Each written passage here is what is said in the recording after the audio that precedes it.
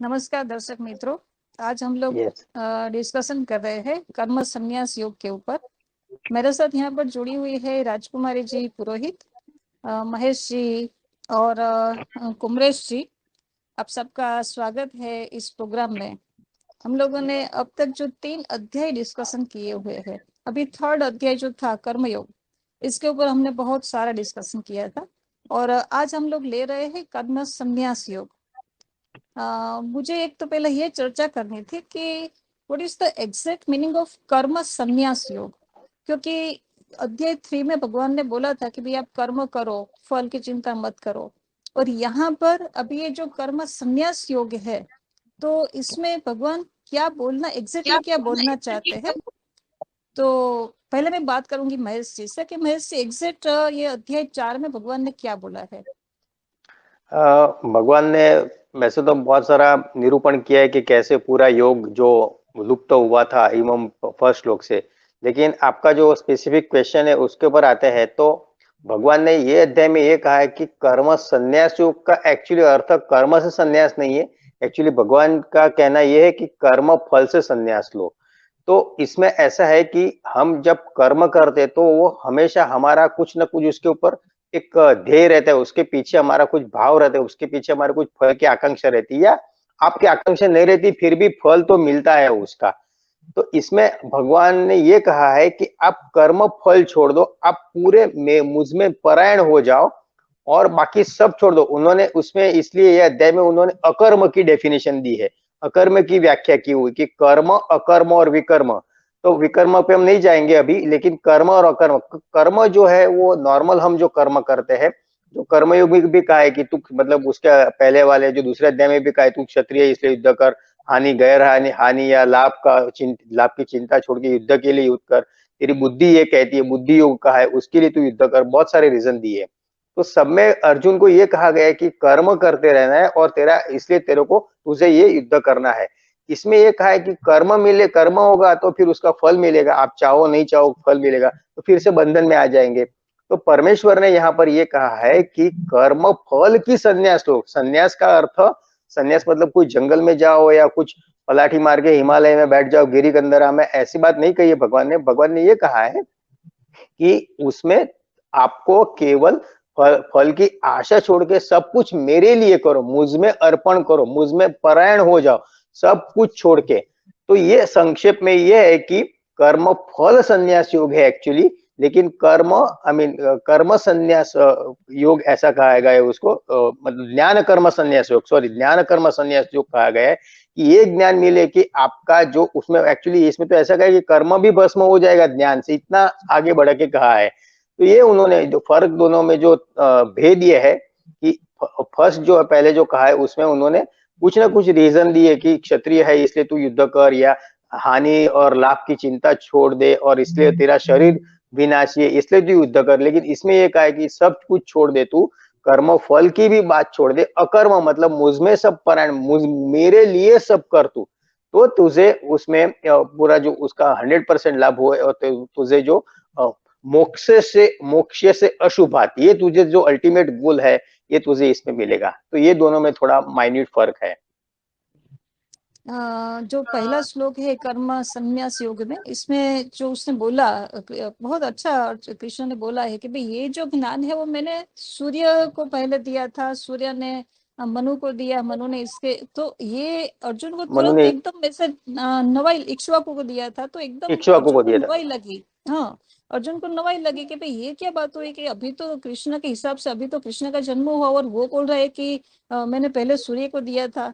तो बहुत अच्छा, एक्चुअली मुझे बहुत अच्छा इसलिए लगा कि बाद में जो कृष्ण बोलते हैं ना कि भाई बहुत सारे जन्म बहुनी में व्यतीतानी, हमारे दोनों के बहुत सारे जन्म हो चुके हैं। ऐसा नहीं है कि अभी हम लोग, अभी ये मेरा पहला जन्म है। बहुत सारे, हमारी आत्मा जो है, सॉल है, वो बहुत पुरानी है। तो राजकुमारी जी, मैं आपसे पूछना चाहती हूँ कि ये जो फर्स्ट श्लोक था जिसमें ये कृष्ण ने, अर्जुन ने जो पूछा कि भाई ये हाउ इट इज पॉसिबल, ये कैसे पॉसिबल है कि आपने सूर्य को बोला, सूर्य ने इसको बोला। तो हमारा जो ये जो जन्म है वो ऐसा नहीं है कि भाई अभी अब मैंने जन्म लिया और अभी मैं मर जाऊंगी तो बात खत्म हो जाएगी। इसके रिगार्डिंग आप क्या सोच रहे हो? हाँ, ये जो इसमें बताया ज्ञान के बारे में, तो ये जो सनातन ज्ञान के बारे में, मतलब ये परंपरा प्राप्त है गुरु शिष्य परंपरा से, गुरु शिष्य परंपरा से। तो सबसे पहले भगवान ने इसको इमं विवस्वते योगम, सूर्य को कहा। सूर्य ने अपने पुत्र विवस्वान मनवे प्राह मनुरिक्ष्वा कवे ब्रवीत, उन्होंने अपने मनु से कहा, मनु ने इक्ष्वाकु वंश में। और इस तरह से यह परंपरा प्राप्त जो परंपरा प्राप्त मतलब गुरु शिष्य परंपरा, गुरु शिष्य परंपरा से ये आगे बढ़ता इक्ष्वाकु वंश में आया। और परंतु वो समय के साथ ये जो है वो नष्ट हो गया पूरी तरह से। उसी परंपरा प्राप्त ज्ञान को मैं तुझे, क्योंकि तू मेरा भक्त है, भक्तों सी सखा थी रहस्यम हे तदुत्तमम, मैं ये रहस्यमय जो परंपरा प्राप्त ज्ञान है मैं तुझसे कहता हूँ। तो यहाँ पे फिर से अर्जुन को संशय होता, जो आपने अभी कहा कि अपरम भवतो जन्म परं जन्म विवस्व कथमेत द्विजानीयाम त्वमादौ प्रोक्त वानिति। अपना जन्म तो अभी हुआ है और सूर्य जो है वो लाखों साल पुराना है, तो कैसे बताया। तब वो वहां कहते हैं, उसका संशय दूर करते हैं कि हमारे बहुत जन्म हो चुके हैं, बहु ने मैं व्यतीत जन्मानि तव च अर्जुन, हम दोनों ने बहुत जन्म व्यतीत किए हैं जिनके बारे में तू भूल गए हो और मुझे मालूम है। तो इस तरह से वो यहाँ पे ज्ञान को ये परंपरा ग्राफ सनातन ज्ञान के बारे में जानकारी देते हैं, हमें गुरु शिष्य परंपरा के बारे में जानकारी देते हैं। और उसके बाद फिर वो कहते हैं कि अजोपि सन्न व्ययात्मा, हालांकि मैं अज मतलब अजन्मा हूं, मेरा जन्म नहीं हुआ है, अजन्मा हूं और मैं सारे भूतों का सभी प्राणियों का स्वामी हूं, फिर भी मैं प्रकृति के अनुसार, जो आपने श्लोक जो उसमें लिखा था, यदा यदा ही धर्मस्य ग्लानिर्भवति भारत अभ्युत्थानम धर्मस्य तदात्मानं सृजाम्यहम्। तो हालांकि मैं अजन्मा हूं, परंतु फिर भी मैं, जब संसार में धर्म की नष्ट होती है, असुरों का उदय होता है, तो मैं उस सब को नष्ट करने के लिए मैं अपनी प्रकृति के अनुसार प्रकट होता हूँ। मैं उसके अनुसार यदा यदा ही समय प्रकट होता हूँ। तो उसके बारे में उन्होंने बताया। और उसके द्वारा मैं अपने जो भक्त हैं, परित्राणाय साधूनाम विनाशाय च दुष्कृताम धर्म संस्थापनार्थाय संभवामि युगे युगे। तो मैं अपने भक्तों को, सज्जन पुरुषों को, उनको ज्ञान, उनको मुक्त करने के लिए, और जो दुष्कृत है, असुर लोग हैं, उनको नष्ट करने के लिए मैं हमेशा पैदा होता हूँ, अपनी प्रकृति के अनुसार पैदा होता हूँ। यहाँ पर उनको द्वापर युग में हुए तो उनको देवकी को मुक्त करना था, देवकी के ऊपर अनुग्रह करना था और कंस को मारना था, कंस को मारना था मेन रूप से। तो ये और बहुत से असुरों को मारा, पर कंस के लिए जन्म हुआ यहाँ पर। तो इस तरह से उन्होंने दोनों का कर्म फल से मुक्त होना ही का, जैसा भी महेश भाई ने बताया, कर्म, विकर्म और अकर्म तीनों के बारे में। तो अकर्म का भी फिर दो रूप हो जाते हैं। अकर्म, एक तो कर्म नहीं करना, तो कर्म नहीं करे ऐसा तो कभी संभव ही नहीं है, क्योंकि मनुष्य भले ही हाथों से कर्म नहीं करेगा पर दिमाग से सोचेगा, मन से सोचेगा, इंद्रियों से कुछ ना कुछ तो कर्म करेगा। तो अकर्म उसे कहेंगे जो कि वो कर्म फल को त्याग दे, कर्म फल को ईश्वर के निमित्त करके और उसको करे। तो यहाँ पर उसके कर्म जो है वो अकर्म हो जाएगा और वो मोक्ष को प्राप्त होगा। उसके बारे में बताएं। अभी कुमरेश जी, मैं आपके साथ बात करना चाहूंगी कि ये जो अध्याय 4 है, ज्ञान, कर्म और संन्यास, इसमें कृष्ण ने तीनों की बात की है। ज्ञान की पहले बात की, स्टार्टिंग का जो श्लोक है वो ज्ञान का है। बाद में हम लोग जो एक कर्म की बात करते हैं, तो इज इट पॉसिबल कि ये, क्योंकि जब भी ये श्लोक सुनते हैं तो लोग कहते हैं कि भाई भगवान ने बोला कि कर्म नहीं करना है, यानी तू कर्म फल छोड़ दे, कर्म ना कर, तो ऐसा मतलब यहाँ भगवान का नहीं है कि भाई तू कर्म ना कर। अगर बुद्ध और महावीर भी होते तो वो अगर सोते हैं तो भी वो एक हमारा कर्म हो जाता है।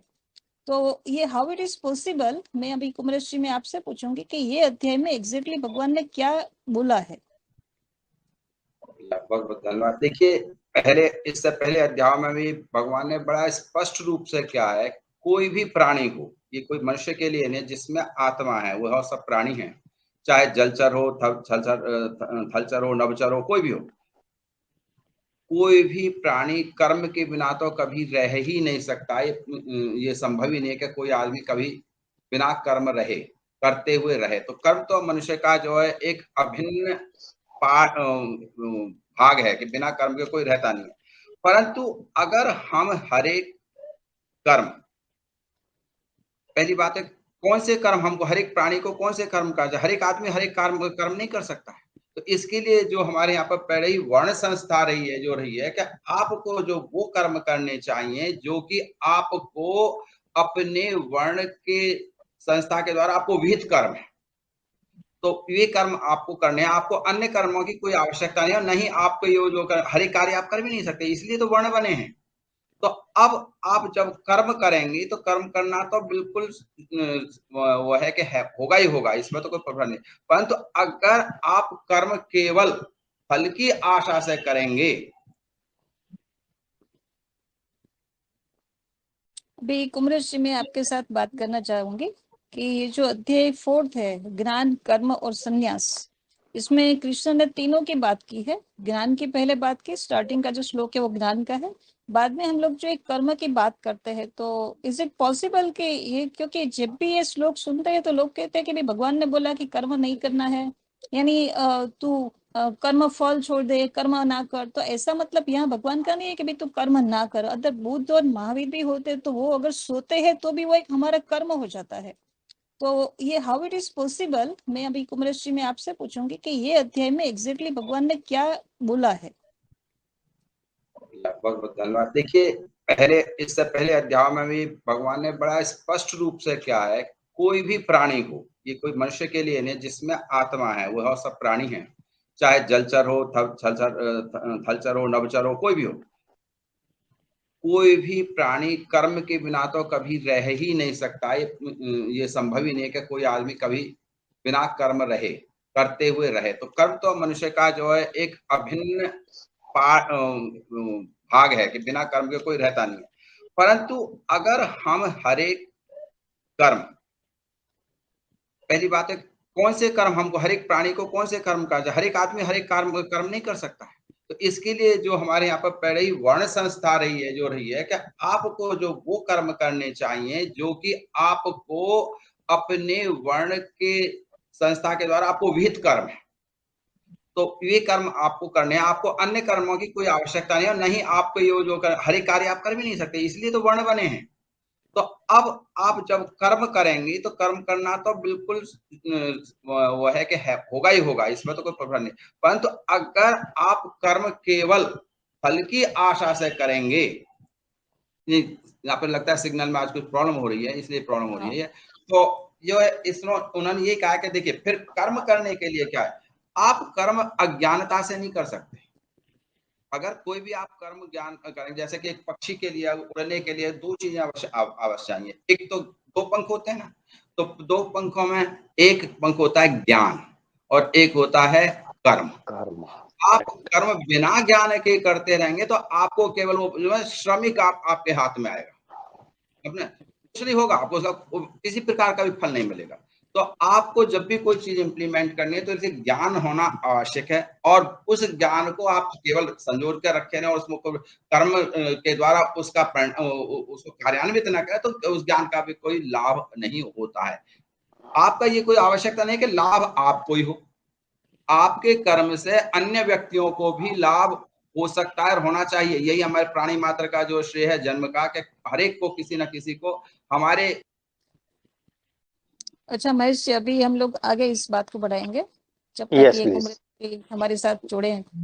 जी। ये जो बहुत ही इम्पोर्टेंट एक जो श्लोक है हमारा, यदा यदा ही धर्मस्य ग्लानिर्भवति भारत अभ्युत्थानम् अधर्मस्य तदात्मानं सृजाम्यहम्, बहुत भगवान ने अच्छी बात बोली कि भाई जब भी यहाँ धर्म की हानि होती है, क्योंकि हमारा जो जन्म होता है, किस कोई हम लोगों को पूछते नहीं है कि आपको कहाँ जन्म लेना है, किस तरह से जन्म लेना है, क्या करना है। हम लोग तो ऐसे ही जैसे मानो कि धरती ऊपर फेंक दिए जाते हैं। भगवान ने ऐसा बोला इस श्लोक में कि भाई जब भी मेरी इच्छा होती है तो मैं माया थ्रू, यानी माया द्वारा मैं यहाँ पर जन्म लेता हूँ। ये भगवान की मर्जी के ऊपर आधारित है कि ये जन्म लेता है या नहीं। बहुत ही अच्छा श्लोक है। तो इस श्लोक के बारे में आप थोड़ा बहुत डिस्क्रिप्शन मुझे दें। मैं ये कहूंगा इसमें कि ये बहुत ही अच्छा श्लोक है, और मुझे लगता है ये सबसे पॉपुलर श्लोक भी है।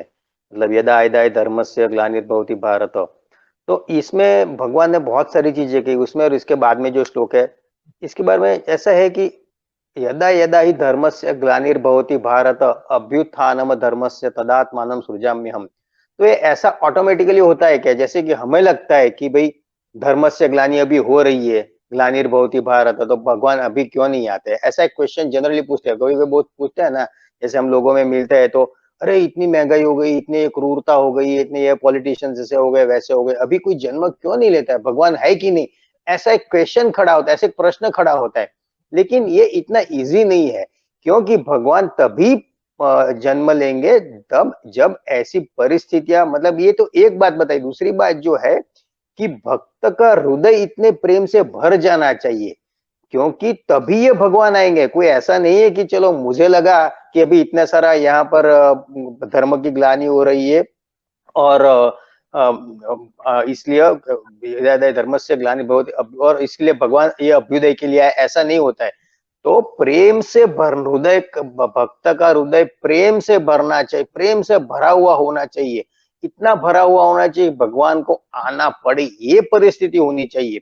तो ये शाश्वत कर्म के लिए, जैसे बोलते हैं ना, गद गिद गिरा नयन वह नीरा, इतना हमारा नयन, मतलब निसदिन बरसत नयन हमारे, ऐसा होगा तभी भगवान जन्म लेंगे। तो ये जब होगा तो पहले श्लोक में जो कहा है, मतलब इसका एकदम लिटरली मीनिंग लेंगे तो वो हर हर हर मनुष्य होगा वो अपनी तरह से उसका अर्थ निकालेगा। तो ये ऐसा नहीं होता है, इसलिए भगवान ये कहते हैं कि जब ऐसा लगता है कि अभी नहीं हो रहा है और भक्त का हृदय करुणा से पूरा भरता है, जब माता कौशल्या भी होती है और दशरथ राजा भी होते हैं, ऐसा होता है, देवकी होती और वसुदेव होते हैं, ऐसे पूर्ण व्रजवासी होते हैं कि जब भगवान की बहुत सारी एकदम स्ट्रॉन्ग डिजायर होता है और इतना प्रेम रहता है, तभी भगवान वो अपना प्रकटीकरण करते हैं।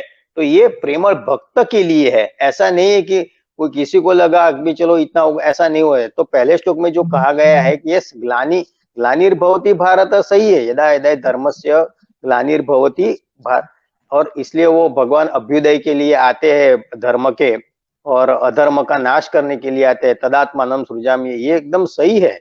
लेकिन उसका जो फर्स्ट श्लोक का ये अर्थ निकलता है कि हमारा हृदय भी, भक्त का हृदय भी, there should be so much of demand, there should be so much of desire, जो इतना स्ट्रॉन्ग डिजायर होना चाहिए, इतनी ऐसी सब परिस्थितियां अनुकूल परमेश्वर को लगना चाहिए। मुझे लगता है ऐसा नहीं, वो श्रेयस और प्रेयस की जो बात कही है दूसरे अध्याय में भी कही है और तीसरे में भी कही और पांचवें में, तो ये जो श्रेयस की बात है वो मेरा श्रेय उसमें ऐसा परमेश्वर को जब लगेगा तब परमेश्वर प्राप्त होंगे। और फिर आगे लेकिन अभी आपने ये पहला श्लोक ही बताया, इसलिए मैं उसके बारे में बताऊंगा। अगर दूसरा श्लोक है तो फिर उसके बारे में बताएंगे, एक एक श्लोक की चर्चा करेंगे, वो अच्छा रहेगा। भाई राजकुमारी जी, यहाँ जो भगवान ने बोला है कि भाई जब भी धर्म, यानी यदा यदा ही धर्मस्य, मैं यानी ऐसे जन्म लेता रहूंगा। तो जैसे जीसस क्राइस्ट ने जन्म लिया, बुद्ध ने जन्म लिया, महावीर ने जन्म लिया, इतने सारे जन्म हुए हैं भगवान के। तो वैसा तो 24 अवतार हम लोग उसको मानते हैं, वराह भगवान भी बोलो, या इतने सारे जन्म लिए हैं। उसके मानव अवतार में सिर्फ 2 ही हम लोग बिलीव करते हैं, जो राम है और कृष्ण है। तो आपको हाँ, राम और कृष्ण, ये 2 अवतार मनुष्य अवतार में है। और भगवान ने इसमें ऐसा बोला है कि ये माया को लेकर, यानी माया की वजह से मैं शरीर धारण करूंगा। तो राजकुमारी जी, अभी हम लोग ये डिस्कशन करें कि ये जो श्लोक है, इसमें भगवान एग्जैक्टली क्या बोलना चाहते हैं कि व्हाट इज माया। हम सब लोग माया की वजह से यहाँ पर हमने जन्म लिया है, या हमने अपने कर्म की वजह से जन्म लिया है? ये जो मनुष्य जन्म जीवात्मा का जन्म माना है, वो तो उनके कर्म फल के अनुसार माना है। जीवात्मा का जो है उसके अनुसार ही माना है। परंतु भगवान स्वयं अपनी माया से प्रकट होते, जब प्रकट होना होता है, जिस समय संसार को यदा यदा ही धर्म से जहाँ जरूरत होती तब अपनी माया से प्रकट होते हैं वो। पर बाकी सभी प्राणियों का जन्म तो उनके अनुसार कर्म के, वो जो 14वां अध्याय है वहां पर उन्होंने कहा है कि जिस समय मृत्यु के समय जैसा हमारा भाव होगा वैसे ही हम उसके रूप में हमारा जन्म होगा। वहां पर है एक श्लोक इसमें का, यदा सत्वं जब तेज जो प्रलम नहीं सात्विक आता है। भाव का जब आता है तो उसमें प्रकट होता हूँ, और जब इसमें रागात्मक वृद्धि, जब रागात्मक जब वृद्धि होती है तब दूसरे जन्म में, और बाकी फिर नीच योनियों में प्रकट होता हूँ जब तामस गुण की जब वृद्धि होती है। तो मनुष्य का जन्म तो उसके कर्मों के अनुसार ही होता है, उसके कर्मों के अनुसार ही होता है। अभी और और एक भगवान ये तो श्लोक के अनुसंधान में अभी हमें, क्योंकि आपने बहुत अच्छी बात बताई कि सत्व रजस और तमस, ये जो तीन त्रिगुणी माया है, उसके रिगार्डिंग बहुत त्रिगुण अच्छी माया, त्रिगुणी माया जो भगवान ने बोला है कि ये त्रिगुणी माया है।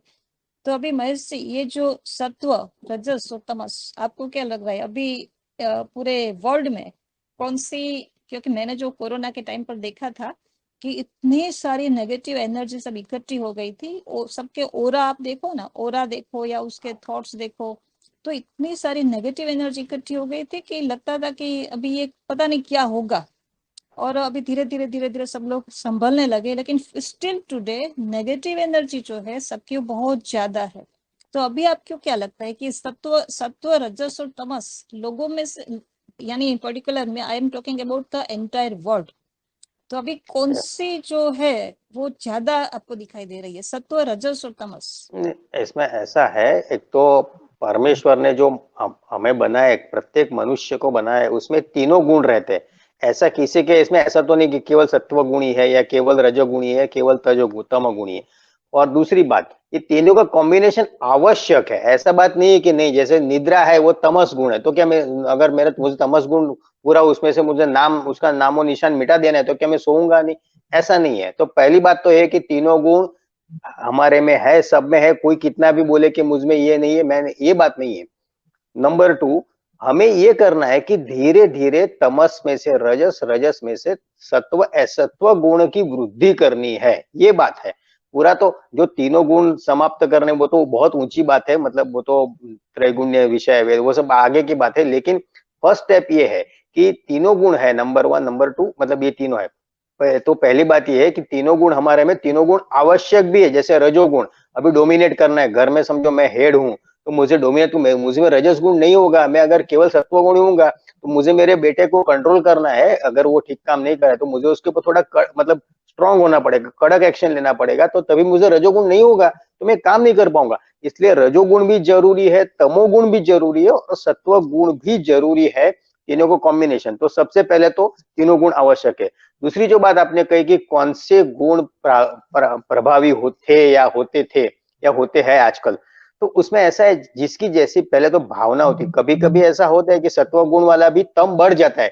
ये भगवान ने 14वें अध्याय में बराबर कहा है कि ये क्या है, रजसत्वम तमश्चैव तमसत्वम रजस्तथा, वो बढ़ता रहता है, घटता रहता है। अभी जैसे आपने बताया कोरोना काल में मैं कितना भी सत्व गुणी हूँ, कितना भी मुझे भगवान में विश्वास है, लेकिन मेरा अगर एकदम मेरा एकदम एकदम पास का आदमी, पास के मेरी व्यक्ति अगर चल बसती है, तो मुझे ऐसा लगेगा, अरे भगवान ने मेरी नहीं सुनी, मैं इतना सुबह शाम भक्ति करता थे। तो ये तभी वो गुण बढ़ जाते हैं। तो ये जो होता है वो बैलेंस या इम्बैलेंस थोड़ा बहुत होता रहता है। लेकिन ओवरऑल देखेंगे तो जनरली ऐसा होता है, जिसकी श्रद्धा कम होती है जिसमें, तो उसमें तमोगुण ये बढ़ते रहते हैं। और आपकी बात सही है कि ये कोरोना काल में काफी बढ़ गए, क्योंकि परिस्थिति ऐसी आई थी। अभी हम तो ऐसा ही बोलेंगे कि इसमें ये परिस्थिति थी, तमोगुण था, लेकिन सत्व गुण भी बढ़ा है, ये भी हम देखेंगे उसमें कि परमेश्वर में श्रद्धा भी बढ़ने लगी। बहुत सारे ऑनलाइन कार्यक्रम हुए, बहुत सारे, जैसे हमने देखा कि डॉक्टरों ने काम किए या सफाई कामदारों ने काम, तो ये सत्व गुण की भी वृद्धि थी। तो ऐसा कहना एकदम अनुचित होगा कि केवल तमोगुण बढ़ गया और केवल बहुत सारी नेगेटिविटी बढ़ गई। मैं ना नहीं कहता हूँ कि नहीं बढ़ी, ऐसी नहीं बढ़ी है, लेकिन वो किस वजह से बढ़ी कि श्रद्धा, कोई श्रद्धावान होगा जो, उसको क्या लगेगा, परमेश्वर को जो अच्छा लगा। हाँ, ये बात सही है कि उसका जो प्रतिशत है बहुत कम रहता है, लेकिन होता है कि मुझे लगता है चलो परमेश्वर, लेकिन कुछ अच्छा भी हुआ उसमें, इतनी सारी अच्छाई हुई कि हमारी जो जागरूकता थी प्लास्टिक के बारे में या हमारे हाइजीन के बारे में जागरूकता थी, वो बढ़ गई। आज हमारा जो स्टैंड ऑफ थोड़ा ये वही जो हाइजीन था वो भी बढ़ गया है, काफी चीजें इंप्रूव भी हुई है। तो हाँ, नेगेटिविटी बढ़ी थी, ये इसमें कोई इनकार नहीं कर सकता है, कोई मना नहीं कर सकता है। लेकिन ये बात भी है कि तभी सत्व गुण भी काफी बढ़ा था। मतलब बहुत सारे ऑनलाइन कार्यक्रम शुरू हुए, उसमें लोगों ने पढ़ाई की, ऑनलाइन पढ़ाई की, लोगों ने भगवत भक्ति की पढ़ाई की, जैसे हमारे कार्यक्रम शुरू हुए ऐसे, और ऐसे अनेक जो है गीता परिवार है वगैरह, उन्होंने तो अनेक ऐसे अनेकविध कार्यक्रम भी शुरू हुए, उन्होंने बहुत सारे लोगों ने सेवाभावी काम भी शुरू किए, तो सत्वगुण की भी उतनी वृद्धि हुई, रजोगुण भी था, या डोमिनेशन था, कहाँ कोने लूटपाट भी हुई, वो भी हुआ है। तो मैं ऐसा मानता हूँ कि जैसे भगवान ने बोला है ना कि ओवरऑल सब बैलेंस रहता है, वो मतलब सेम रहता है, कितने भी आदमी, जैसे पृथ्वी का वजन न घटता है, न बढ़ता है, न कम होता है, ऐसा होता है। तो इसी तरह से ओवरऑल कॉम्बिनेशन, कभी हमें लगता है कि थोड़ा तमोगुण बढ़ गया था, थोड़ी नेगेटिव बढ़ गई थी, लेकिन फिर उसके सामने अगर देखेंगे अच्छे काम भी हुए हैं, तो हमें लगेगा कि नहीं, ओवरऑल भगवान ने जो भी किया है, जो भी हुआ है, ओवरऑल ठीक हुआ है। थोड़ा भगवान को भी बैलेंस करना पड़ता है, तो थोड़ा बहुत वैसा वैसा होता रहता है। तो इसी प्रकार से मेरा ऐसा कहना है कि ओवरऑल देखेंगे तो सिचुएशन मतलब जनरली सब सेम रहती है, मतलब ज्यादा से ज्यादा कुछ ज्यादा फर्क नहीं पड़ता है। थोड़ा बहुत ऐसा लगता है हमें, वो टेम्पररी सेटबैक होता है, जैसे वो 1-1.5 साल होता है, 2 साल होते हैं, लेकिन ओवरऑल देखेंगे तो उससे पॉजिटिव इफेक्ट्स भी उतने ही मिलते हैं हमें। अभी जो इसका दूसरा श्लोक है यदा यदा धर्मस्य के बारे में कि परित्राणाय साधूनाम विनाशाय च दुष्कृताम, तो भगवत गीता के ऊपर एक जगह मेरी डिस्कशन थी, तो एक आदमी ने मुझे ऐसा बोला कि मैडम यहाँ पर भगवान ने जो बोला है कि भाई परित्राणाय साधूनाम विनाशाय च दुष्कृताम, साधु की रक्षा करने के लिए मुझे जन्म लेना पड़ेगा। उसने मुझे बहुत अच्छा बोला, बाद में मैंने उसको उत्तर भी दे दिया था, लेकिन उसने मुझे अच्छा सवाल पूछा था कि ये साधु की भी अगर रक्षा करनी पड़े तो ऐसा, यानी साधु क्या होता है, संत साधु जो हम लोग बोलते हैं कि जिसको इसकी रक्षा करने के लिए भगवान को यहाँ पर आना पड़े, तो बाद में मैंने उसको उत्तर दे दिया था। लेकिन अभी हम लोग वही डिस्कशन करेंगे कि यहाँ पर एग्जैक्टली भगवान ने क्या बोला है कि परित्राणाय साधुनाम विनाशाय च दुष्कृताम धर्म संस्थापनार्थाय संभवामि युगे युगे। तो अभी राजकुमारी जी, पहले मैं आपसे बात करती हूँ कि ऐसा कभी होता है कि साधु को तकलीफ और साधु की रक्षा के लिए भगवान को यहाँ पर आना पड़े? What is the exact meaning of sadhu? यहाँ पर भगवान क्या बोलना चाहते हैं? साधु जो है, मेरे विचार में साधु अपना सब कुछ ईश्वर को सौंप देता है। अपना हाँ उसको जो भी है वो अपने सब कुछ ईश्वर को सौंप दे, उसको हम साधु कहते हैं। उसको जैसे एक कहानी इसमें कथा है, इसी तारतम्य में, कि एक साधु है, एक पुरुष है मतलब, तो उसको लोग पत्थर मार रहे हैं, तो वो कोई प्रतिकार नहीं कर रहा है। वो तो भगवान बोलते मुझे जाना पड़ेगा, उनसे लक्ष्मी जी से कहते मुझे जाना पड़ेगा, मेरे भक्त की रक्षा करनी पड़ेगी। और इसी वक्त वो जो है वो खुद पत्थर मारना शुरू कर देता है। तो उसने वो बोलते हैं कि अब मेरे जाने की जरूरत नहीं है, उसने अपनी रक्षा का भार स्वयं ले लिया। तो इस तरह से साधु पुरुष जो को पूरी तरह से ईश्वर में समर्पित कर दे, अपने हानि लाभ यदृच्छा लाभ संतुष्ट द्वंद्वातीतो मतलब, तो उसको किसी प्रकार का संशय नहीं है, मेरा तो जो कुछ है वो सब ईश्वरी है। ऐसे मनुष्य को हम साधु पुरुष कहेंगे। अभी मैं यही सवाल मैं आपसे पूछूंगी कि जैसे ये जो कहानी है बहुत फेमस है कि वो लक्ष्मी जी के साथ विष्णु यानी खाना खा रहे थे और बाद में एक साधु को बहुत पत्थर मारे, और जैसे वो दरवाजे के पास पहुंचे तुरंत वापस आ गए। खाना खाते खाते भगवान दौड़े थे और बाद में वापस आ गए कि भाई, तो ये रुक्मिणी जी ने पूछा कि भाई क्या हुआ, तो बोलते हैं कि अभी मुझे जाने की जरूरत नहीं है, और तुरंत यानी अपने अपनी रक्षा कर ली। अभी मैं अगर सब कुछ मैं ईश्वर के ऊपर सरेंडर कर दूं, सब कुछ यानी सब कुछ, तो अगर कुछ बाद में भी अगर मेरे साथ कुछ गलत होता है तो मैं ये जनरली मैं तो सबको ये बताती हूँ कि अगर आपको ईश्वर के सरेंडर करना है तो आप अपने आप को पूरी तरह सरेंडर करो। बाद में ईश्वर जो सही करे, आपके हिसाब से गलत करे या आपके हिसाब से सही करे, ऐसा नहीं होता। भगवान अपने हिसाब से सही और गलत करता है, और हमारे लिए जो अच्छा होगा वही भगवान करेगा। अगर सरेंडर करो तो पूरी तरह सरेंडर करो। बाद में अगर कुछ रिजल्ट अगर उसका गलत आए तो भी वो बर्दाश्त करने की हमारी तैयारी होनी चाहिए, क्योंकि हमने कंप्लीट सरेंडर किया है। तो यहाँ पर ये जो दूसरा श्लोक है, आपके हिसाब से ये श्लोक का आप मतलब क्या निकालते हो? परित्राणाय साधूनाम। परित्राणाय साधूना मतलब ऐसा है कि दुष्ट प्रवृत्ति के लोग, तमसी प्रवृत्ति के लोग हमेशा ही समाज में रहते हैं, कंटक बन के रहते हैं। तो इसमें भगवान ने ये कहा है कि जो साधु पुरुष है, जैसे आपने बोला, वो सब सौंप देता है, और वो कभी कभी ऐसी डिफिकल्ट सिचुएशन में आता है, तो जो ऐसे साधु है उनका साधु नाम परित्राणाया है, वो जो साधुओं की रक्षा करने के लिए, तो उसीलिए उनको आना पड़ता है। और उसमें भगवान ये कहते हैं कि उसका जरूरी अर्थ नहीं है कि ये मैं चतुर्भुज रूप से ही आऊंगा, उसमें और कोई भी रूप से आएंगे, वो हम उसे अवतारी पुरुष माने या कोई दैवी शक्ति माने या कुछ भी माने। हम कभी कभी कहते हैं ना कि कोई कोई हमें हेल्प में, तू भगवान जैसा मेरे पास आ गया, तो वो एक प्रकार की परमेश्वर की कुछ प्रेरणा होगी उसे और वहां वो चीज आती है। तो इस प्रकार से हमें उसे लेना चाहिए। दूसरी बात आपने जो कही सरेंडर, ये सरेंडर की बात सही है, लेकिन सरेंडर का अर्थ ये नहीं है कि मैं एकदम चुपचाप कुछ भी किए मतलब अन्याय को सहन करूं, ये भगवान का कहना बिल्कुल नहीं था। जैसे गांधी जी की जो विचारधारा थी कि मैं मतलब, तो वो उस टाइम पे शायद वो सही होगी, लेकिन जो दूसरे था कि ऐसा अन्याय को ऑफ कोर्स गांधी जी ने भी यही कहा था, अन्याय को सहन करना एक कायरता है, अन्याय को सहन नहीं करना चाहिए। इसलिए हम ऐसे साधु हमें नहीं होना चाहिए। नहीं, मैं जैसे अभी डॉक्टर साहब ने जो बताया कि ऐसा ही कि मुझे मारेगा, जैसे अहिंसा परमो धर्म अच्छा है, लेकिन जब धर्म हिंसा तथा ही वो भी है कि धर्म के लिए अगर मुझे हिंसा करनी पड़े तो वो जरूरी है। तो इसलिए अगर ऐसी कोई, जैसे कोई एग्जांपल, जैसे इसका मैं सीधा एग्जांपल दे दूंगा कि ब्राह्मण यज्ञ करते हैं तो उसमें असुर लोग सब विघ्न डालते थे। अभी ब्राह्मण लोग जब अपना काम छोड़ के वो जो अगर युद्ध करने जाएंगे तो ये जो यज्ञ का जो महत् कार्य है जिसकी वजह से और पूरे समाज का वेलफेयर होने वाला है, पूरे राष्ट्र का मतलब कल्याण होने वाला है, वो काम रुक जाएगा। तो वो काम बचाने के लिए तो कौन करेगा ये? ऐसा नहीं है कि ब्राह्मण है वो युद्ध कर नहीं सकता, परशुराम जी उनका एकदम साक्षात उदाहरण है। लेकिन अगर हर चीज ऐसे करके कुछ ना कुछ उसमें विघ्न डाले जाएंगे तो अपना काम आदमी जो है वो कब करेगा?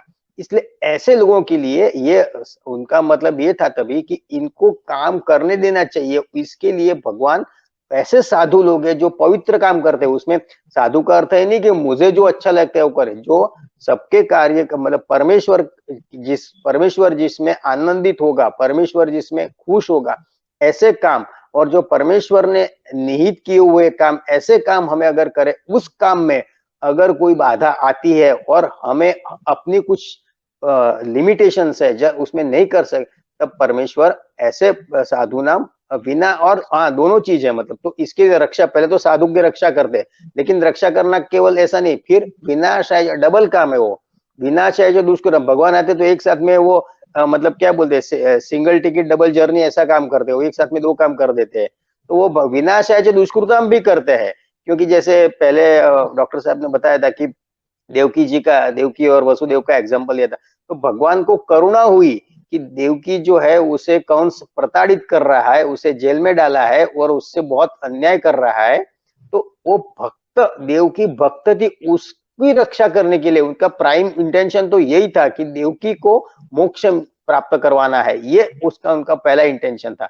और फिर विनाशाय च दुष्कृतम, क्योंकि वो भी करना पड़ेगा, क्योंकि समाज कंटक हमेशा आगे आते रहेंगे। और ऐसे कंटकों को दूर करने के बाद धर्म संस्थापन, तीन काम करते हैं मतलब धर्म की संस्थापना करते हैं। जैसे भगवान जब द्वापर युग में आए और भगवान ने ये सब तो काम किए ही किए, मतलब साधु नाम परित्राण किया और दुष्कृताम विनाशाय किया, विनाशाय च दुष्कृताम किया। लेकिन भगवत गीता भी कही तभी कि कैसे धर्म होना चाहिए, कैसे धर्म की पुनः स्थापना की। जैसे पहले श्लोक में दूसरे श्लोक में कहा है कि जो परंपरा खंडित हुई थी वो परंपरा फिर से प्रस्थापित की। तो तीन काम करते और इसलिए संभवामि युगे युगे, इसलिए वो हर युग में आते हैं। जैसे अभी उसका मतलब इसका तो सही अर्थ में यही है कि सत्य युग में भी थे, त्रेता में भी थे, द्वापर में और कलयुग में भी आएंगे। तो इसका मैं ऐसा समझता हूँ टू कंक्लूड इट कि इस प्रकार से हमें देखना चाहिए कि जब जब धर्म की रक्षा करनी है और ऐसी परिस्थितियां आती है कि जिन लोगों को जो काम निहित करने वो करने में कठिनाई आती है, और वो ऐसा नहीं कि कभी नहीं कर सकते, ऐसा भी नहीं, लेकिन वो अगर काम छोड़ेंगे, जैसे डॉक्टर काम करता है, कोई साइंटिस्ट काम करता है, तो उसकी रक्षा करने के लिए बाहर सिक्योरिटी गार्ड रहने चाहिए, क्योंकि दुश्मन लोग होंगे वो उसके ऊपर अटैक करने वाले हैं। तो इस तरह से हम देखें उसको तो हम ये श्लोक का पूरा अर्थ बराबर समझ पाएंगे। अभी एक बहुत इम्पोर्टेंट एक नीचे क्वेश्चन आया कि what is the difference between कर्म योग एंड कर्म संन्यास योग। तो अभी पहले महेश जी आप मुझे बताइए कि डिफरेंस क्या है, ये जो 3rd और 4th अध्याय है कर्म योग एंड कर्म संन्यास योग, इसमें इन क्वेश्चन लिख कर आया है कि भाई इन शॉर्ट डिफरेंस क्या है। ये एक्चुअली अपना पहले डिस्कस एनीवे। तो कर्म योग में भगवान ने ये कहा था कि तू कर्म कर्म है तेरा ये, तो उसने तीन चार चीज बताई थी। पहले तो उन्होंने बोला कि भाई तू क्षत्रिय है इसलिए कर्म कर तुझे। फिर दूसरा उन्होंने बोला कि तेरा शरीर नाशवंत है, उसका भी शरीर नाशवंत, तो क्या फर्क पड़ता है, उससे युद्ध कर। तीसरा उन्होंने बोला तेरी बुद्धि, जो तुझे बुद्धि योग दिया है कि तुझे इसके लिए हानि और लाभ, ये तीन दोनों छोड़ के तू केवल युद्ध करने के लिए और काम युद्ध कर, और दोनों में तेरा फायदा है। हतो वा प्राप्त से सर्वे जित्वा वा भोक्ष्यसे में। तो ऐसे उन्होंने तर्क दिए। तो फिर अर्जुन को क्या लगा कि अगर मैं कर्म करता रहूंगा तो कर्म का कोई फल मिलेगा, तो मैं कर्म बंधन में फंस जाऊंगा, फिर से ये चक्कर चालू हो जाएगा। तो इसलिए परमेश्वर ने कहा कि तभी उन्होंने ज्ञान कर्म संन्यास योग जो चौथा कहा कि, तो ये ज्ञान कर्म संन्यास योग का अर्थ ज्ञान या कर्म से संन्यास लेना है, उससे फारकत लेना, ऐसी बात नहीं है। उन्होंने ये कहा है कि कर्म फल संन्यास लेना है। और उसमें इसमें ऐसा था कि अर्जुन को क्या लगा कि ये तो बहुत अच्छा हो गया कि काम करेंगे तो फल मिलेगा, तो काम ही नहीं करना है, फल भी नहीं, कुछ भी नहीं चाहिए, चलो हम एकदम बैठ जाते हैं। तो ये जो निष्काम जो करना था, मतलब उसको लग रहा है कि कुछ काम ही नहीं करना है, मतलब एकदम निर्विशेषवादी बनना है, एकदम शून्यवादी बन जाना है, कुछ नहीं, पलाठी मार के बस बैठे रहो, कुछ काम करना तो मुझे कुछ लेना न देना, बस मैं परमेश्वर के क्या बोलते हैं पठ मतलब चिंतन में तल्लीन हूं, ऐसा काम नहीं है। तुझे काम तो करना ही है, लेकिन तू ऐसा काम कर कि सब कर्म मुझे अर्पण कर, तू मेरे लिए कर्म कर। तू ऐसा मत सोच कि तुझे फल मिलेगा तो क्या होगा क्या नहीं होगा, तू मेरे लिए अकर्म जिसे बोला, इसमें जो उन्होंने व्याख्या की हुई है, तो उसका कर्म और कर्म फल संन्यास, मतलब ज्ञान कर्म फल संन्यास, तो तुझमें ये ज्ञान आना चाहिए। ये ज्ञान दिया उन्होंने कि ज्ञान जो है वो ऐसा ज्ञान है कि जिसमें कर्म तो करने हैं तुझे, और कौन से कर्म करने हैं, जो परमेश्वर को अच्छे लगे। मुझे जो कर्म अच्छा लगे, मैं पैसा कमाता हूँ, मेरी फैमिली को मैं पालन पोषण, वो कर्म नहीं है। वो कर्म मतलब मेरा वो नियत कर्म है, उसमें मैं कुछ बड़ी बात नहीं करता हूँ। लेकिन परमेश्वर वो कर्म की बात नहीं कर रहे, परमेश्वर वो कर्म की बात कर रहे हैं कि जिसमें परमेश्वर को आनंद हो। मतलब मैं ऐसा सोचता हूँ कि ये जो पैसा मैं कमा रहा हूँ वो परमेश्वर के है, और परमेश्वर के लिए कमा रहा हूँ, और उसका कुछ ना कुछ पार्ट मुझे परमेश्वर को भी अर्पण करना है। वो काम के लिए अगर मैं करूँ, और वो उसमें मैं कुछ अपेक्षा नहीं रखूं कि ओ मेरी वजह से हो रहा है, मेरी वजह से मेरे पूरे कुटुंब का मतलब सब चल रहा है, कामकाज अच्छी तरह से, मेरे बेटे अच्छी तरह से पढ़ रहे, मेरी जो धर्मपत्नी है उसे भी अच्छा, वो मतलब आराम से रह रहे, ये मुझे नहीं सोचना चाहिए। मुझे ये लगना चाहिए कि ये मैं एक तो निमित्त हूँ पहली बात, और ये फल जो है वो मेरा नहीं है, वो सब उसको मतलब तेरा तुझको अर्पण जो कहते हैं, सब तुझे ही अर्पण है, मेरा कुछ है क्या लागे मेरा, ऐसा जब मेरे वो बुझ में भाव आएगा, तो ये फर्क है कि कर्म, जब मैं कुछ कर्म करूंगा तो मुझे फल मिलेगा, फल मिलेगा तो फिर से उसका मुझे आगे उसका इसी तरफ से मुझे मतलब फल फल क्या मिलेगा, अच्छा या बुरा मिलेगा। अच्छा काम किया होगा तो फिर से मुझे पुनर्जन्म अच्छी योनि में मिलेगा, या और कुछ होगा, और पैसा कुछ भी मतलब, और खराब कर्म किया तो फिर से वो योनि में जो 84 लाख योनियां जो कही है उसमें मैं घूमता रहूंगा। लेकिन जब मैं पूरी तरह से भगवान को मत परायण, मतलब जैसे बोला है ना, अवश्य मन मना भवन मद भक्तो मध्याजीमा नमस्करो मामे युक्ति वही, तो ऐसा अगर मैं हो जाऊंगा तो क्या होगा, मुझे कुछ फर्क ही नहीं पड़ता है, वो मेरा है क्या, सेठ है वो है, मतलब फायदा भी उसका है, नुकसान भी उसका है, कुछ भी है, मेरा कुछ भी नहीं, मुझे केवल परमेश्वर के लिए करना है। ये अगर बात मैं करूं और उसी भाव से करूं हमेशा, मुझे कोई कहे कि ये तेरे पास तो बहुत गाड़ी बंगला है, मैं ऐसा नहीं, ये सब परमेश्वर का है, मेरा उसमें कुछ, और मुझे ये भाव भी होना चाहिए कि आज है अच्छी बात है, नहीं है तो भी मुझमें ये भाव होना चाहिए, सीता परगना जो दूसरे अध्याय, अगर वो भाव मुझे आता है और सब मैं परमेश्वर को अर्पण कर दे, मेरा कुछ फल में इच्छा ही नहीं रहती है, मतलब इच्छा का मतलब नॉट ओनली इच्छा, मैं रखता भी नहीं हूँ कुछ होगा या नहीं होगा, जो होगा वो उसका ही है। अगर मतलब कर्म फल से संन्यास लूंगा, कर्म फल संन्यास है बेसिकली, वो ऐसा वो टर्म ऐसा लगता है ज्ञान कर्म संन्यास योग, ऐसा अर्थ उसका ज्ञान और कर्म का फल जो है उससे संन्यास लेना है, लेकिन कर्म करना है, कर्म से संन्यास लेना ये भगवान ने बिल्कुल नहीं कहा है। तो ये उसका जो फर्क ये है कि पहले उसमें उन्होंने 2-3 रीजन दिए थे उसके लिए कर्म कर, इसमें उन्होंने कहा सब छोड़ के अकर्म, जो मेरे लिए कर्म कर, अकर्म कर, ये तू करेगा तो तुझे निश्चित ही मोक्ष से अशुभ, अल्टीमेट गोल ये भगवान ने कहा मोक्ष, अशुभ में से मोक्ष मिलना है, तो ये अगर तू करेगा तो तुझे 100% मोक्ष मिलेगा, अशुभ में से तू बाहर निकल के मेरे धाम में तू मेरे धाम को प्राप्त होगा, ऐसे परमेश्वर ने कहा है। अभी इसमें यहाँ पर अगर 4th अध्याय को हम देखें, 3rd अध्याय कर्म योग, ये कर्म संन्यास योग, तो ऐसा नहीं लगता राजकुमारी जी की अर्जुन को ये जब भगवान बोल रहे हैं कि भाई ये तू सब छोड़, यानी मेरे ऊपर सब छोड़ दे तू, अगर आज मुझे बोलो कि भाई आप सब कुछ छोड़ दो, मैंने तो वैसा कब का छोड़ दिया है, मैंने तो कब का संन्यास ले लिया है लेकिन अगर मुझे भगवान बोलते हैं कि भाई तू मेरे ऊपर छोड़ दे, तो अर्जुन को उस टाइम जब भगवान ने बोला कि भाई छोड़ दे, तो पूरा का पूरा उसने कृष्ण के ऊपर छोड़ दिया होता तो तुरंत ही वो युद्ध के लिए राजी होता। लेकिन भगवत गीता 18 अध्याय तक चली, इतनी लंबी भगवत गीता, एक एक श्लोक से भगवान अर्जुन को यानी हिम्मत दे रहे हैं, उसको उठाने की कोशिश कर रहे कि तू ये सब इसमें से बाहर निकल जाए।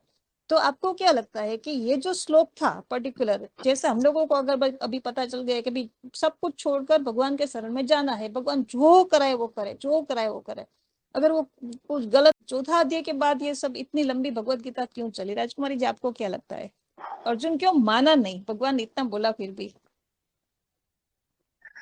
एक तो अर्जुन सिर्फ अपने लिए ही प्रश्न नहीं थे उनका, मैंने पढ़ा है कहीं ये कि उनका जो प्रश्न थे वो सबके लिए थे, सबके लिए थे एक तो, और दूसरा वो जहाँ हर जगह शंका होती है, तो शंका होती है तो भगवान उसको हर तरीके से समझाते हैं। भक्त भी है मेरा, तू सखा भी है, और तूने मुझे अपने आप को, वो शुरू में पहले उसमें ही अध्याय में ही था ये, भक्तों सी में सखा चेती, उसमें है एक श्लोक ऐसा। तो इसलिए वो भगवान जो है बार बार उसे वक्ष्यामि ते हितम, मैं तेरे हित के लिए बोलता हूँ, इस तरह से। और महेश भाई से बहुत अच्छा समझाया सभी के, मतलब किस तरह से उसको संन्यास योग से क्या मतलब है यहाँ पर। दूसरा मतलब हर एक को हम ब्रह्म को अर्पित, इसमें एक जो है श्लोक इसी में चौथे अध्याय में, ब्रह्माग्नौ ब्रह्मणाहुतम ब्रह्म कर्म ब्रह्मैव तेन गंतव्यम ब्रह्म कर्म समाधिना, जो हम कर्म कर रहे हैं वो भी ब्रह्म है, जो उसमें आहुति दे रहे हैं वो भी ब्रह्म है, और इस तरह से ब्रह्म को, संन्यास को वो प्राप्त होता है। फिर इसी में ये भी है, इस अध्याय में नहीं है कि जैसे आपने बताया कि हम सब नहीं छोड़ सकते, पर हम धीरे धीरे अगर प्रयास करते हैं मन को समझाने के लिए, यहाँ भी अर्जुन करता है कि मैं अपने मन को कंट्रोल में करना वायु के कंट्रोल करने के समान बहुत ही कठिन पाता हूँ, दुष्ट पाता हूँ। तो वहां पर उसको समझाते हैं कि भगवान ने समझाया है कि मतलब दुष्कर कार्य है, फिर भी अभ्यास है न वैराग्य कौन्तेय, वैराग्य भूल जाते हैं नहीं अभ्यासेन तो कौन्तेय वैराग्येण च गृह्यते, छठवें अध्याय में कहा है। हाँ, तो हम बार बार प्रयास करने से, हम उसी में लगे रहेंगे, ईश्वर में लगे रहेंगे, तो बार बार करने से हम थोड़ा तो परमेश्वर की ओर जा ही सकते हैं। जैसे अपने को हिंदी में जब स्कूल में पढ़ाते हैं तो अभ्यास के लिए जो बोला जाता है कि रसरी आवत जाते सिल पर पड़त निशान, तो करत करत अभ्यास की जड़मती होती सुजान। बार बार अभ्यास करेंगे तो जो मूढ़ व्यक्ति है उसको भी ज्ञान प्राप्त होता है, कुएं की जगत पे जो रस्सी होती है उससे निशान पड़ जाते हैं।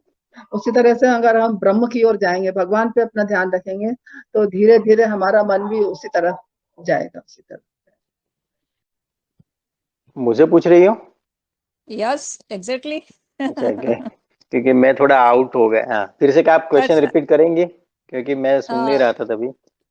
अच्छा, मैं ये पूछना, अभी आपने इतना सारा सुन लिया, हमने कर्म के बारे में बहुत चर्चा की, कर्म सकर्म अकर्म, कर्म संन्यास योग, कि कर्म फल से तू संन्यास ले, ये पूरा अध्याय 4 के ऊपर हमने चर्चा की। अभी मैं आपसे ये पूछ रही हूँ कि आप तो कॉलेज में यानी प्रोफेसर हो, स्कूल में प्रोफेसर हो, कॉलेज में प्रोफेसर हो, तो अगर स्टूडेंट्स वो ऐसे आपको बोले कि भाई आप कर्म करो, क्योंकि आप तो बोलोगे कि भाई कर्म फल की अपेक्षा मत रख, कर्म संन्यास ले ले, स्टूडेंट्स अगर आपको बोलेंगे कि सर हमको पढ़ना नहीं है क्योंकि कृष्ण ने ना बोला था भगवत गीता में कि कर्म मत कर, तो आप क्या जवाब दोगे?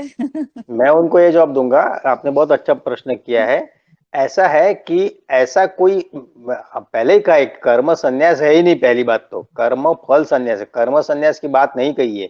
ये भगवान ने 5वें अध्याय में जब अर्जुन ने पूछा था संन्यास कर्म योगश्च निःश्रेयस करो उभौ, तयोस्तु कर्म संन्यास, मतलब दूसरे उनका रिप्लाई दिया है उन्होंने, संन्यासं कर्मणां कृष्ण पुनर्योगं च संशसि यच्छ्रेय तो रेकन तन्मे ब्रूहि सुनिश्चितम। मतलब उसमें कंफ्यूज हो गया था कि एक बार तुम कह रहे हो कृष्ण कि तुम संन्यास की बात करो, दूसरी बार तुम कर्मयोग की बात कर रहे हो। तो ये जो है, तो अगर मुझे, जैसे आपका जो पॉइंटेड क्वेश्चन के बारे में ही मैं बताऊंगा कि अगर कोई स्टूडेंट मुझे पूछता है ऐसा, तो मैं कहूंगा कि ये जो भाग जाने की बात है, कभी कभी क्या होता है, the other side of the grass looks always greener, ऐसा होता है। तो जो पढ़ते हैं उनको लगता है ये क्या बेकार चीज है पढ़ना, उससे तो अच्छा हम संन्यास ले ले, दाढ़ी बाड़ी बढ़ा ले और भगवा कपड़े पहन के बैठ जाए पलाठी मार के, और इतने सारे लोग आएंगे।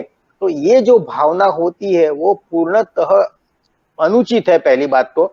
दूसरी बात, जो नियत कर्म है वो तो करनी ही है। अगर वो ब्रह्मचर्याश्रम में है तो उसका काम यही है कि उसको पढ़ाई करनी है, उसको विद्यार्जन करना है, और उसे वो उस प्रकार का नागरिक बनना है जैसे वो भविष्य में आगे वो गृहस्थाश्रम में जाए या आगे की बात में समाज को उपयोगी हो, इस प्रकार से काम करना है। तो कॉलेज में कोई मुझे पूछता है तो ये जो कहते हैं वो एकदम पलायनवादी वृत्ति है, उसमें तो टोटल उसको मैं रिजेक्ट करूंगा, उनको बोलूंगा ये बिल्कुल गलत चीज है। आपका काम पढ़ाई कर रहे हैं, कल उठ के मेरा बेटा भी बोलेगा कि पापा ये सब करने की क्या जरूरत है, अगर ऐश करना है मुझे तो ये सब पढ़ाई की कोई जरूरत ही नहीं, मैं ऐसा दूसरा कुछ भी काम, ऐसा नहीं चलता है। तो नियत काम करने, भगवान ने इसलिए भगवान ने ये भी कहा था ना कृष्ण ने कि तू क्षत्रिय, मतलब भगवान ने इतने सारे रीजनिंग दिए थे कर्म के लिए कि क्षत्रिय, तो तेरा अगर स्टूडेंट है तो स्टूडेंट का काम क्या है, स्टूडेंट का काम पलायनवाद करना है, या मुझे अच्छा नहीं लगता है, मुझे एग्जाम अच्छी नहीं लगती, मुझे परीक्षा अच्छी नहीं लगती, मुझे टीचर अच्छे नहीं लगते, मुझे पढ़ाई अच्छी नहीं लगती है, मुझे सुबह उठना अच्छा नहीं लगता है, मुझे व्यायाम करना, ये बात बिल्कुल सदंतर गलत है। और इसके लिए मैंने, अब हम जो पिछले बात की, तो राजसी काम भी मुझे करना पड़ेगा, मुझे डोमिनेट भी होना पड़ेगा। तो अगर मैं टीचर हूं, अगर मैं प्रोफेसर हूं, तो मैं उसे उनके ऊपर थोड़ा कड़क होके मुझे काम करने का, उनको बोलना पड़ेगा you have to follow the discipline, आपको ये पढ़ाई करनी ही पड़ेगी, आपको परीक्षा देनी ही पड़ेगी, आपको अच्छी तरह से उसमें मेहनत करके उसमें अच्छी तरह से मार्क, क्योंकि ये आपका पहला कार्य है, ये आपको सीधा, मतलब मैं अगर ब्रह्मचर्य आश्रम से सीधा संन्यास आश्रम में से जंप नहीं मार सकता, it has to go via grihasthashram. और कई लोगों को गृहस्थाश्रम नहीं, जैसे वो टिपिकल लोग होते हैं सन्यासी लोग, जिनका मतलब उनको they are destined for different things, वो बात छोड़ो, अपनी जनरल गृहस्थाश्रम, फिर वानप्रस्थाश्रम, उसके बाद ही संन्यास आता है। तो कोई ऐसा कहेगा कि कर्म मुझे नहीं करना है, वो तो उदासीन वृत्ति वाले जो होते हैं, जो मैं से बैठ जाऊंगा, कुछ करना नहीं, मुझे बस प्रभु भजन करता रहूंगा, माला जपता रहूंगा, ऐसा स्टूडेंट को शोभा भी नहीं देता है। अगर वो मुझे, मैं कितना भी धार्मिक हो, तो धार्मिक का मतलब ये नहीं कि तू पढ़ाई छोड़ दे और बाकी केवल कृष्ण की माला जपते रहे, तुझे ये भी काम करना है, कृष्ण की माला भी तू जप, लेकिन अभी तू, तेरा काम क्या है, अभी तेरा काम पढ़ाई करना है, विद्यार्जन करना है, और उसके तुझे इस प्रकार का वो कैपेबल बनना है समाज के लिए और अपने लिए भी, कि देयर इज, आपको कुछ समाज में कुछ मान्यता मिले। क्यों पढ़ाई क्यों करते हैं हम, यस ज्ञानार्जन करते हैं, अर्थार्जन भी होने वाला है, लेकिन हमें कुछ समाज में मान्यता मिलती है। अगर मैं मैट्रिकुलेट होता हूँ, ग्रेजुएट होता हूँ, मास्टर्स होता हूँ, डॉक्टरेट होता हूँ, जैसे डॉक्टर साहब यहाँ है, तो गायनेकोलॉजिस्ट है, एमडी, तो एक मान्यता भी प्राप्त होती है आपको, क्योंकि कौन सुनेगा, अगर आपके पास ज्ञान होगा तो ही लोग सुनेंगे। ऐसा ही कुछ ना कोई मैट्रिकुलेट आदमी मुझे कोई पंडित, मतलब ऐसा कोई कहेगा तो कोई सुनने वाला नहीं उसको, इसके लिए आपको कुछ योग्यता प्राप्त करनी होगी। ये स्टूडेंट का काम ये है कि उसे पढ़ाई करनी ही है, उसके लिए अगर मैं अगर पिता हूं, तो मेरा बेटा या बेटी अगर वो ऐसा मुझे वो पलायनवाद की बात करते, मुझे पढ़ाई अच्छी नहीं लगती, हमें उन्हें किसी भी तरह से डिसिप्लिन में लाके उन्हें ये करना ही पड़ेगा। इसलिए कर्म की बात जब आती है तो पहले नियत कर्म तो नियत कर्म अभी